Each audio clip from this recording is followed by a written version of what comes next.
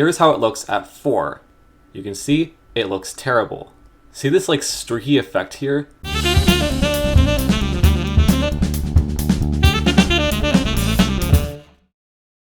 So I've now done a third video detailing this, which is already kind of ridiculous. But now I have some more advanced features of this game that I find very interesting now that I know more about their territory. First off, lighting. I did point that out briefly before, but this game allows you to add lighting. Again, one of the reasons why they were able to make the game's official levels actually look somewhat passable. So the way you light up a level is to add lights. Now for that, you have all these options. Whoa, what is all this? Well, it doesn't really matter, because the only thing between these that's actually different is the RGB values and the range, which you have sliders for in the properties menu for it. Here is a table of notes on what these colors really are. The other value is the range value. If you change it, the bounding cage will change in size, and the light will have a greater impact and a further reach. But it won't update, because the game doesn't do real-time lighting. Sunlights do cast shadows from moving objects like the player, as well as entities that rotate, like stars. But that's using a totally different process, and it doesn't take anything that's part of the Cubemap world into account. Your only option is to pre-compute lighting. The way you do that is to press L, and you get a bunch of options. Light precision is a bit misleading, because it's really just the quality of the light maps, and you can actually see that it influences the scale of the texture coordinates in relation to it. And the actual quality it's using is kind of like a reciprocal of this setting. This light thread setting can impact how long it takes to calculate without even making any difference, because this is the amount of threads in the CPU of the computer that it will actually make use of. Mine is a dual core, which means it has 2 cores, go figure, and each core can have 2 threads. So to me, the most optimal setting is 4, but yours might be different. More on these ambient and sky settings shortly, but basically you choose from one of these detail levels here, and it will try and calculate it. Now the thing is, it might take time. It depends on not only how large the level is, but also how complex it is. Because it has to lay out all the surfaces onto a canvas, use that canvas to write lighting data onto images that it will then multiply by the color of whatever texture you have. And you can actually see it doing this in the corner while it's calculating. Another limitation is that if any of these quads are too large to fit onto a canvas in a scale that corresponds to the light precision, the shadows are going to be softer because they take up the entire canvas. The only solution to this is to burrow into the ground, because every time it calculates lighting, it rebuilds the world geometry. Anyways, the one that really matters is the sun. The default color of this sunlight is an RGB value of 255, 255, and 192, in red, green, and blue respectively. This is extremely yellow. It casts everything in this tacky, horrible lighting. Even if you try and infuse blue into the skylighting color, you would have to add enough blue to compensate to cast the shadows unreasonably blue. If I change the sun color so its red and green values are 210 to the 192 for blue, because that's another thing, if you add skylighting, it's adding more brightness to places that are already receiving direct sunlight. So if it's too bright, you might get highlight clipping, resulting in detail loss. If I set this sky color to a slight blue now, it looks way better, as you can definitely tell. This light range slider can also be set to 0. Now you might think, well then what's the point of having a light there when it doesn't have any contributions anymore? Well, it still does, in a fundamentally different way. It doesn't turn off the light, but rather, it turns off the falloff, meaning it's now constant. The sun is in fact very far away, so from our perspective on Earth, it's very close to constant lighting.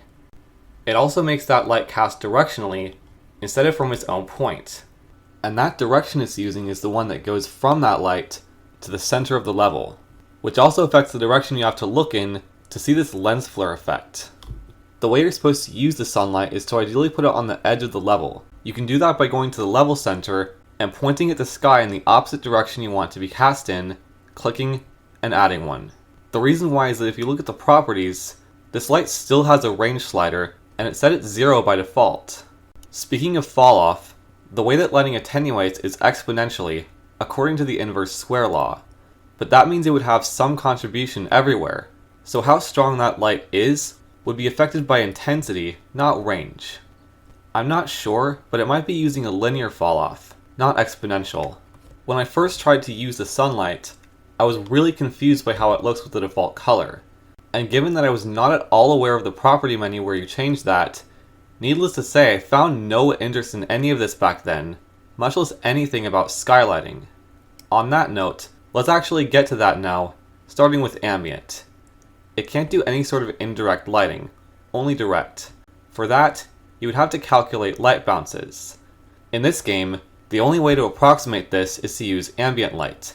This will infuse a blanket amount of light into the entire level, including dark areas that, physically, should not be receiving it. This ambience infusion method is known to make shadows look very flat and dull. If you have something like this, that's the only way of getting any lighting into this main area, aside from adding additional point lights. There's also this skylighting raise slider that can be set anywhere from 4 to 32. I did this series of screenshots with just skylighting, no sun. Here's how it looks at 4. You can see it looks terrible. See this like streaky effect here? That's because it casts from only 4 directions to average into the result. So here's how it is at 5, 6, 7, and so on. And it seems to also be increasing in multiple dimensions, because it takes exponentially longer to calculate. So really, the most realistic lighting you can get with this is with the rays at 32. And that can take a long time, especially depending on level size. One other limitation that you can push is a lack of support for shadow softness, because it casts from a single point or direction. You could try and put more of them close together, but then the influence of that is multiplied by the amount of lights.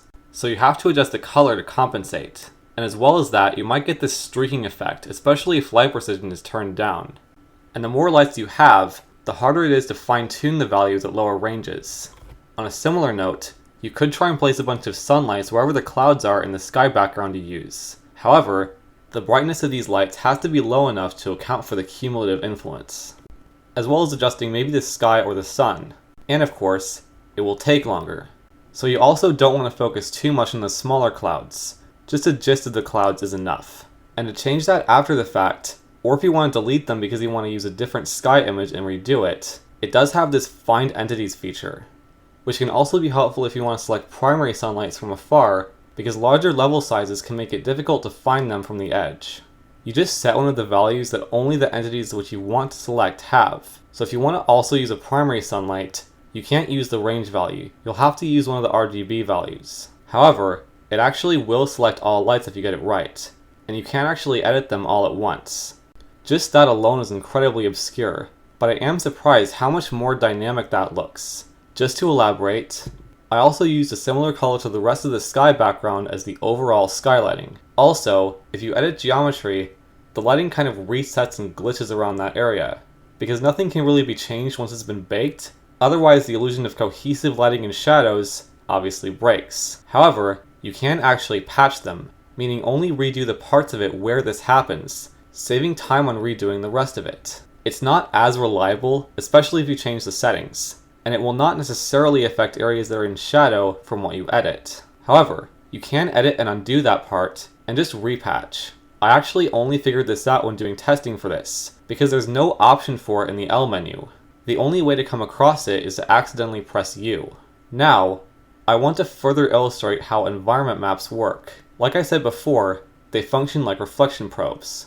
By default, the engine approximates reflections by just reflecting the sky based on the reflection of the angle off the surface normal to something panoramic Cubemap texture nonsense.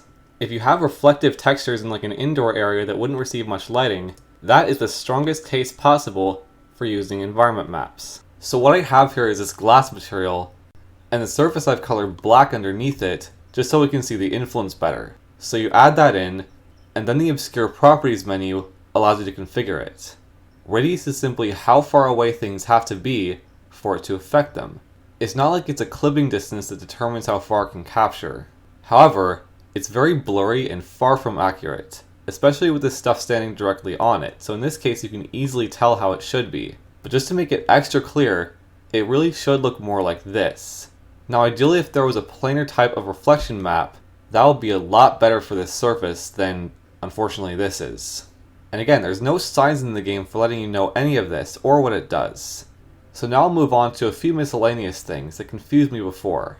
If you select an item and then right-click on others, that will actually extend your current selection, just like it extends your selected area from whatever you have selected to what you right-click.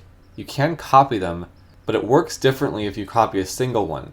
For multiple, where that set of items are pasted depends on what you have selected. And if you have a certain texture on what you copy and different ones on where you want to paste, then you'll have to reapply that.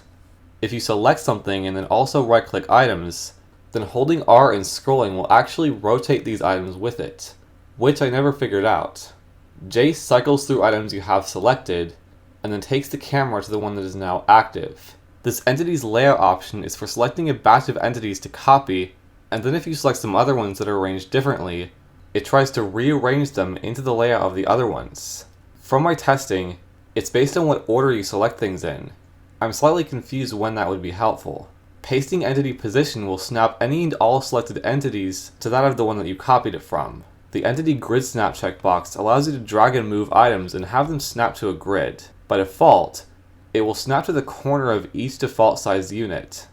That might not be something you want though, so by holding G and scrolling, that not only changes the edit selection size, but also the subdivisions that items will snap to, provided you check the box of course. By pointing at one side of your selection and holding Shift, you can move it on that plane, although it will take anything in the selection area with it. Before it stopped working correctly, you could also share levels, and in fact, Wayback actually has them archived. Out of all of these, there was one that stuck out to me. It was called Helper Map, and as it said, this level has a liberal boundary size and just one small platform. Within the game, you can only create levels where the lower half is solid, so you have to delete that, which is easier for small levels. Because larger ones it takes more time to create a platform in the center above the mid-level, go all the way between corners in edit mode to select the entire surface, and then fall all the way below bounds to respawn by the platform. So I guess apparently they had a solution for that several years prior to my discovery of that method. If you press H, it will turn your selection into a height map, and you can actually sculpt on this by just pointing and scrolling. And by the way, if you select it from the T menu, the default brush is called Noise 25, even though pressing M brings up a brush menu in height mode, and there's no sign of this. Also in height mode, an option appears in the tool menu for terrain generation. You can generate a terrain level, so you have options like terrain rounding, iterations, and max height, which basically rounds off the changes to a limit. Creating these levels does take more time, especially with larger maps. When I first discovered this, I found it really interesting exploring these vast worlds of terrain. But one thing I found since I got my Mac Mini a few years ago is that if you increase the level size above 13, it generates more of a coarse terrain. So like the level size, it doubles every time you increase it up until 16 where it's 8 units. The most you can jump as the player is probably like 5 or maybe 6 tops, making this terrain very difficult to explore. My speculation is it might have something to do with the difference between this Mac Mini and our old iMac. What I wasn't aware of is that you can actually use terrain generation on a selection for part of a level, although it does create these hard walls around the edge wherever it doesn't match the flat level. One other thing that mystified me is that if you try and scroll without selecting anything, it will automatically slope whatever you point at, and by pressing F, it lets you add or remove blocks that you're pointing at, allowing you to burrow into things. What I didn't know is that you can actually get back to this deselected state by pressing space. Well, I hope you enjoyed that, and this is probably the last time I'll ever talk about this game in depth, but I found it really interesting testing all of this.